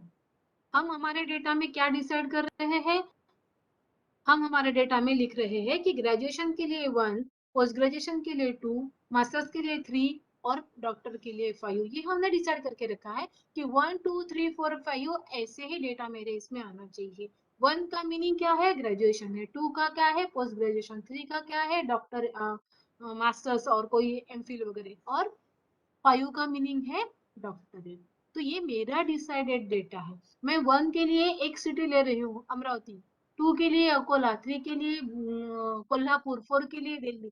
मैंने डिसाइड करके रखा है कि 1 2 3 4 मीनिंग है नागपुर, अमरावती, कोल्हापुर, अकोला, जो भी मेरा होगा, ठीक है। तो ये रूल्स हम हमारे खुद के बनाएंगे और इसी हिसाब से हमारा डेटा। अगर हमारे डेटा में 5 ऑप्शन है तो 6 वाला ऑप्शन मेरे डेटा में दिखना ही नहीं चाहिए। गलती से देखिए, जब हम, मैंने आपको कहा था कि Excel is very smart and Excel allows us to insert the data which are 3 types of data. कौन से है, characters, numbers and formulas. By default इन लोगों ने क्या करके रखा है, ए टू जेड में से कोई भी कैरेक्टर आप टाइप कर दो तो वो कर देता है उसको लेफ्ट अलाइन। अगर आप नंबर्स डालने जाते हो 1 2 3 4 में से किसी भी नंबर को आप लिखते हो, 0 से भी लिखते हो तो भी वो क्या हो जाता है, राइट लाइन, ठीक है। अगर अगर आप इक्वल टू लिखते हो तो वो बन जाता है आपका फॉर्मूला, ठीक है। हाँ, लेकिन इन लोगों ने ऐसे नहीं कहा है कि मैं कैसे भी लिख दूं, तो no, there is no restrictions, कितना भी डेटा मैं यहाँ पे इंसर्ट कर सकती हूँ, कैसे भी डेटा में इंसर्ट कर सकती हूँ, ऐसे यहाँ पे कोई लिमिटेशंस नहीं है। अगर मेरे यहाँ पे परसेंटेज है, यहाँ पे मेरे सेशनल के मार्क्स है ना, तो ये मार्क्स मेरे 90 के ऊपर भी जा सकते हैं, 780 के ऊपर भी जा सकते, या 0 भी जा सकते हैं, या 1 भी मार्क जा सकते। तो वैलिडेशन यहाँ पे कुछ भी नहीं है, those validations you have to apply, ठीक है। डेटा एंट्री करने से पहले ही अगर मेरा वैलिडेशंस मैंने अप्लाई करके रख दिए है तो मेरे डेटा में गलत डेटा कभी भी नहीं होगा। मेरे अगर 20 मार्क्स आउट ऑफ 20 मार्क्स रहे तो 21 मार्क्स मेरे डेटा में कभी भी नहीं आएंगे, या 0 से कम मार्क्स मेरे डेटा में कभी भी नहीं रहेंगे। और आई एम श्योर, क्योंकि मैंने क्या किया है, वैलिडेशंस वहां पे लगा के रखे हैं। जब हम सॉफ्टवेयर बनाते हैं तब हम ये सारी चीजों का एप्लीकेशंस वहां पे करते रहते हैं, लेकिन जब हम एक्सेल यूज करते हैं तब हम उसका यूज नहीं करते, हम ऐसे ही डेटा एंट्री कर देते हैं। लेकिन आप जो डेटा करने जा रहे हो वो वैल्यूएबल डेटा है, और आपका डेटा पीएचडी का डेटा है, और आपका खुद का डेटा है, आपके खुद के रूल्स के हिसाब से बना हुआ है। That you have to decide how to apply the validations. Okay, समझ गया वैलिडेशन का मीनिंग? सिंपल है, बहुत इजी है। देखिए, मैं अगर मेरे मार्क्स डाल रही हूँ, मेरे मार्क्स आउट ऑफ 20 है, मैंने यहाँ पे लिख दिया कि 20 आउट ऑफ मार्क्स है। लेकिन कभी कभी हर पर्सन ऐसे परफेक्ट नहीं होते हैं, वो क्या करते हैं, सिंपली मार्क्स लिख देते हैं। अब ये मार्क्स किस चीज के लिए है? सेशनल के लिए है, इंटरनल मार्क्स है, या किसी पेपर के मार्क्स है, या किसी प्रोजेक्ट के मार्क्स है। हमारे प्रोजेक्ट के मार्क्स आउट ऑफ 300 भी हो सकते, आउट ऑफ 100 भी हो सकते। तो मुझे उस हिसाब से मेरे रूल्स यहाँ पे बनाने। मैंने मार्क्स का कॉलम सिलेक्ट कर लिया, जहां पे भी एंट्री करनी है उस कॉलम को हमको क्या करना है, सिलेक्ट कर लेना है। उसके बाद मुझे देना है डेटा वैलिडेशन। अब डेटा वैलिडेशन जैसे ही हम क्लिक करते हैं, हमको यहाँ पे आ रहा है अलाउ एनी वैल्यू सेटिंग्स में, है ना। मुझे एनी वैल्यू चाहिए क्या, मुझे होल नंबर चाहिए क्या, मुझे डेसिमल नंबर चाहिए क्या, जो भी चाहिए मैं भी होल नंबर ले रही हूँ। ठीक है, अब होल नंबर कैसे होना चाहिए, शुड बी लेस देन, मैं ले रही हूँ यहाँ पे should be less than 99। 100 marks का पेपर है, 99 से कम मार्क्स मेरे आने चाहिए। मैंने ये रूल लगा दिया। लगा देने के बाद हम यहाँ पे एंट्री कर रहे हैं। ठीक है, 23, 63, 98, 99। 99 को क्या हो गया, अलर्ट मैसेज आ गया है कि नहीं? क्या मैसेज आ गया, value you entered is not valid. User ने क्या करके रखा है, इस मार्क्स को 99 से कम लग के रखा है। 98 ले सकता है क्या, यस, बट नॉट 99। ये देखो, ठीक है। अब क्या होता है, ये मार्क्स के एंट्रीज है तो हम इसका लॉजिक लगा सकते हैं, लेकिन अगर मेरी सैलरी है तो आई कैन नॉट इमेजिन कितनी सैलरी हो सकती है। मैं कुछ भी डाल दूं तो वो ले लेगा, लेकिन ऐसे सैलरी होती है क्या, नहीं। मैंने यहाँ पे कुछ रूल्स लगा के रखे हैं कि salary should be less than this number, है ना। फिर से मैंने की डेटा वैलिडेशन, एनी वैल्यू नहीं चाहिए, होल नंबर चाहिए, शुड बी लेस देन 5,000 रुपए या 50,000 रुपए। मैं अभी 500 रुपए ही करती हूँ समझने के लिए, ठीक है। शुड बी लेस देन 500, है ना। अरे नहीं लेगा, क्यों, क्योंकि उसको लेस देन 500 ही चाहिए, नॉट अलाउड, है ना। लेकिन ये मुझे कैसे समझेगा कि इसको लेस देन 500 चाहिए, लेस देन दिस चाहिए। तो ऐसे जगह पे डेटा एंट्री करते समय हमको क्या करना है, वैलिडेशंस लगाते साथ ही, है ना, हम यहाँ पे क्या करेंगे, इनपुट मैसेज दे देंगे, please enter the value less than 500। तो क्या होगा, जो हमारा ऑपरेटर होगा या हम खुद भी होंगे, तो हमको यहाँ पे मैसेज आते जाएगा कि please enter the value less than 500। तो वो ऑपरेटर का, वो काम करने वाले का दिमाग खराब नहीं होगा, वो अच्छे से तुम्हारी एंट्री करके दे देगा। ठीक है, समझ गए। तो ये इस तरह से हम यहाँ पे एंट्रीज, यहाँ पे नहीं है कुछ मैसेज, हमने दिया ही नहीं था तो वहां पे मैसेज नहीं आएगा, लेकिन यहाँ पे हमने इनपुट मैसेज दिया था तो इमीडिएटली क्या होगा, इनपुट मैसेज वहां पे आपको दिखते रहेंगे। ठीक है, चलो समझ गए यहाँ तक के, आगे चलूं मैं। Yes, ma'am. हाँ, देखिए अब क्या होता है जब हम एंट्री करते हैं, मैंने जब भी आपको जैसे कहा था कि यूनिक वैल्यूज के लिए हमने क्या किया था, हमारे किसी सिटीज के नाम दिए थे, किसी कोर्सेज के नाम दिए थे, तो ये भी हमने क्या करना है, एक जैसे ही देने हैं। एक जैसे ही का मीनिंग क्या होता है, उसका जो फॉन्ट है, उसका जो स्टाइल है वो एक जैसी होना चाहिए। ठीक है, ताकि हमको आगे चल के जब हम एक्सट्रैक्ट करना चाहिए डेटा को, तो वो हमको एक जैसे ही मिलते रहे। तो मैं क्या करती हूँ, यहाँ पे सिटी एंट्री करने से पहले यहाँ पे एक सिटी इसको डाल के रख देती हूँ। ठीक है, मैंने कैप्स लॉक ऑन कर दिया है। नागपुर, दिल्ली, कानपुर, चेन्नई। ठीक है, इतने ही मेरे सिटीज है, 4-5 सिटीज है मेरे पास। उसी सिटीज से मेरे डेटा आना है यहाँ पे सिटीज में। इसके अलावा मुझे अलाउ ही नहीं करना है किसी को, क्योंकि मेरे जो डेटा के कलेक्शन से, मेरे एजेंट से मेरा डेटा जहां से आ रहा है वो 5 ही जगह से आ रहा है, not other than these 5 cities, है ना। ठीक है, तो मैं क्या करूंगी, यहाँ पे वैलिडेशन लगा दूंगी। ये जो कॉलम्स है यहाँ पे data validation. Now this time I select settings में जाके एनी वैल्यू ना लेते हुए मैं लूंगी लिस्ट। ठीक है, अब ये लिस्ट कहाँ से लेना है, तो मैं इसको सोर्स पे क्लिक कर रही हूँ।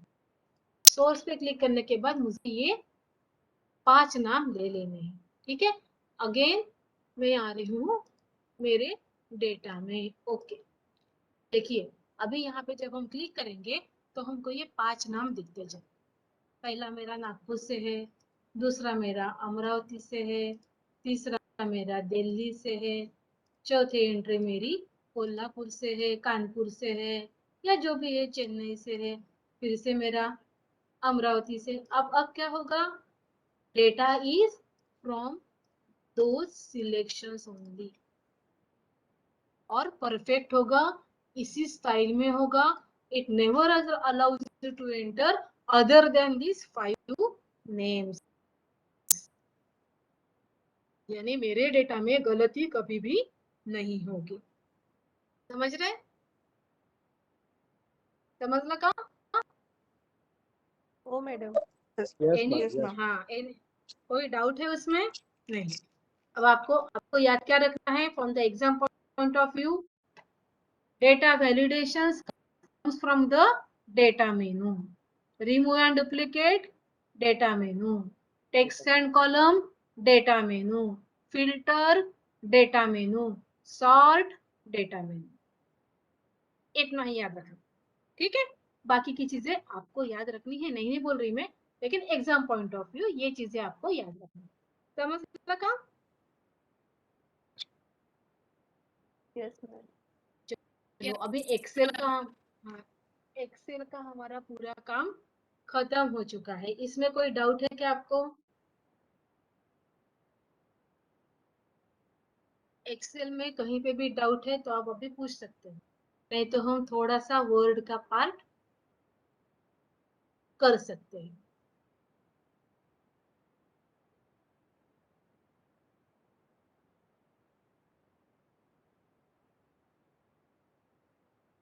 है क्या किसी को doubt?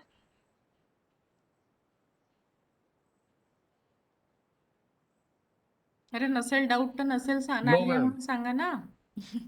No, ma'am. We don't have any doubt. हाँ, हाँ, तेवढा चलो वेळ तो फिर वाचतो ना, मग पटापट वेळ आन्सर वाचतो देत ना। जा. हो ना, बोलतच नाहीत लवकर। झोपले का चलो तो अभी माहिती नाही. सो गए क्या रे माहिती सब नाही लोग? कैसे, आज बहुत No, ma'am. आज जाग थोड़ा रहे सा हैं, नींद ma'am. नींद हेवी में हो रहा है आज क्या? आज हेवी हो रहा है क्या? हाँ, थोड़ी थोड़ी चीजें नहीं, याद रखिए जो अपने एग्जाम पॉइंट ऑफ व्यू, फिर आगे का डिटेल तो बहुत है एक्सेल में, तो हाँ, जितना मैडम बता रहे हैं इम्पोर्टेंट पॉइंट्स उतनी ही याद रखिए. ठीक बहुत है अच्छा ना? टूल है एक्सेल. हाँ बहुत जी. अच्छा टूल है। अभी अभी और बहुत चीजें है उसमें, अभी तो ये आपको बस बेसिक पढ़ा दिया है हम लोगों ने, Yes, ma'am. Yes, है ma'am. कि नहीं? हाँ, चलो ठीक है। चल. और एक बात मुझे बतानी थी आपको, कि जब भी हम एक्सेल को प्रिंट करना जाते हैं, है कि नहीं, प्रिंट प्रीव्यू में जाते हैं, किसी भी चीज को प्रिंट करने से पहले क्या देखना चाहिए? प्रिंट प्रीव्यू देखना Preview. चाहिए। हाँ, क्योंकि हमारा डेटा किस तरह से आ रहा है वो हमको यहीं पे मिल जाता है। प्रीव्यू में कैसे आ रहा है, दूसरे पेज में क्या जा रहा है, तीसरे पेज में क्या जा रहा है, ये चीजें हमको प्रीव्यू में ही दिख जाती है। तो प्रिंट प्रीव्यू ऑप्शन सबसे पहले आपको बिफोर प्रिंटिंग देख लेना है, ठीक है। उसके बाद यहाँ पे एक ऑप्शन आता है व्यू में, page break view. Page break preview में क्या होता है, ये आपको दिखा देता है कि आपका डेटा किस तरह से प्रिंट होने वाला है। देखिए दिख रहा है क्या? Yes ma'am. ये ओरिजिनल में जाते हैं, ओरिजिनल में करके दिखाते हैं मैं आपको, तो ज्यादा दिखेंगे। देखो ये हमारा डेटा जो है वो इस तरह से प्रिंट होने वाला है, दिख रहा है? ये पेज नंबर 1 है और टोटल डेटा हमारा 11 पेजेस का जा रहा है, क्योंकि हमने ये नीचे नीचे में भी बहुत सारा डेटा लिया हुआ है, ठीक है।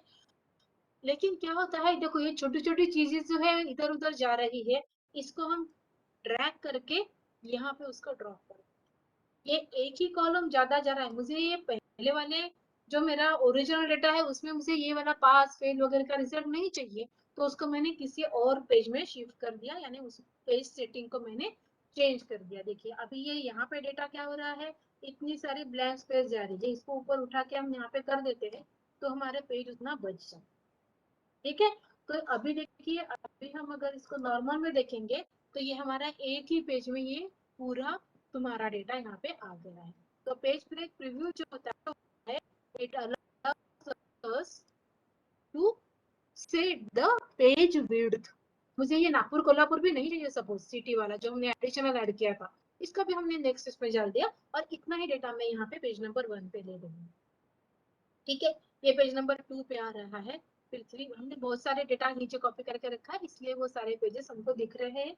All the pages you can set, जैसे भी हमको सेटअप करना है बस उसको क्लिक करके ड्रैग कर दीजिए, तो हम उसको पेज सेटअप वहीं से कर सकते हैं। छोटी छोटी चीजें होती है। और एक चीज होती है कि जब हम पेज सेटअप में जाते हैं, पेज लेआउट क्या करता है, हमको और पेज सेटअप में अलाउ करता है। पेज साइज हम वहाँ पे चेंज कर सकते हैं, पेज का ओरिएंटेशन चेंज कर सकते हैं, जो पोर्ट्रेट है इसको लैंडस्केप भी कर सकते हैं, ठीक है। अब देखिए लैंडस्केप में उसका साइज एकदम से चेंज हो जाता है। हम मार्जिन सेट कर सकते हैं और हम पेज में प्रीव्यू से ही हम क्या कर सकते हैं, शीट में जो ग्रिड लाइंस होती है वो भी हम उसमें डाल सकते हैं। अब पहली बार जब हमने देखा था तब ग्रिड लाइंस नहीं थी, देखिए मैं आपको दिखा देती हूँ। फाइल, प्रिंट प्रीव्यू, ये देखो प्रिंट प्रीव्यू आपको दिख रहा है कि यहाँ पे हमारे डेटा में लाइंस ही नहीं दिख रहे हैं, है ना। तो ये जो प्रीव्यू होता है उसी में एक ऑप्शन होता है स्केल, इसका क्या बोलते हैं, शीट का। शीट में हम क्या करेंगे, उसको ग्रिड लाइंस को क्लिक कर देंगे तो वो हमारे ग्रिड लाइंस वहां पे आ जाएंगे, ठीक है। तो अभी देखिए अगर हम प्रीव्यू देखेंगे तो हमको लाइंस पूरे टेबल्स के दिखने लगेंगे, ठीक है। छोटी छोटी चीजें होती है, ये आपको प्रैक्टिकली करते समय ही समझ में आ जाएंगे, ठीक है। समझ गए? तो मैक्सिमम मैंने आपको डेटा का और इसका बता दिया है, ठीक है। कुछ चीजें ऐसी होती है जो एडवांस है, जो वर्ड में आपको आपके थीसिस राइटिंग के लिए समय या जब आप पब्लिकेशन के लिए पेपर लिखते हैं तब काम में आती है, तो वो मैं आपको बताना चाहती हूँ। तो उसके लिए अब हम जाएंगे वर्ड में, ठीक है। एक्सेल को मैं अभी शेयरिंग बंद कर रही हूँ, कोई प्रॉब्लम नहीं है ना किसी को? अभी हो गया, stop sharing and now I will share word की फाइल।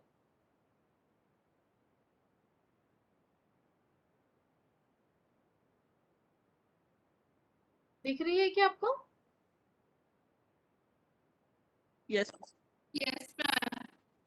दिख रही है ना? चलो इसको मैं क्लोज कर देती हूँ, न्यू फाइल करके ओपन कर देती हूँ।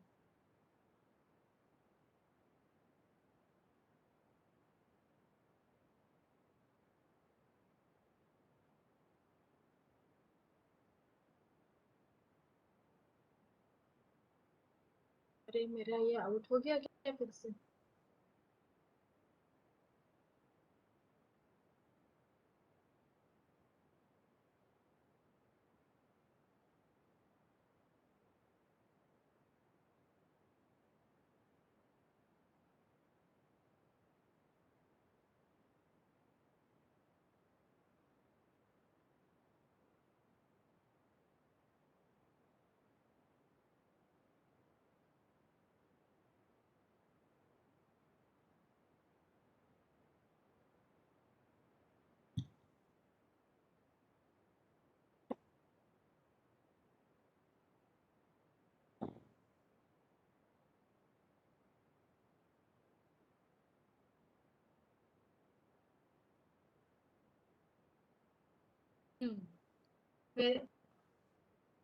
मॅडम मला शेअर प्रेझेंटर करा. मॅडम ऑलरेडी आहे प्रेझेंटरचं ऑप्शन आणि नाही ते माझं हे स्क्रीन तर विजिबल आहे मॅम तुमची वर्डची फाईल. दिसते का पण mummy? Yes ma'am it is visible. Visible आहे का पण मला? हो अच्छा, मॅम ओके, तुम्ही ठीक आहे. येस तुमचं कर्सर वगैरे सगळं विजिबल आहे. आहे ना? हो हो येस मॅम. ओके, ओके, ठीक आहे. पार्टिसिपेंट्स 5 मिनट का ब्रेक वगैरह चाहिए क्या आपको वर्ड स्टार्ट करने से पहले? हाँ हाँ चलो. Yes ma'am. मॅडम ठीक आहे 5 मिनिटाचा ब्रेक घेऊया. हो चालेल चालेल. ठीक आहे मॅम तुम्ही 2 डिव्हाइसनी जॉईन केलाय का? IICCचं पण दिसतंय. प्रॉब्लेम तुम्ही शेअर स्क्रीन वालाच ऑडिओ ऑन ठेवा, इकडला म्यूट करून घ्या मॅम किंवा मी इकडनं करते. मी स्किपच होते थांब.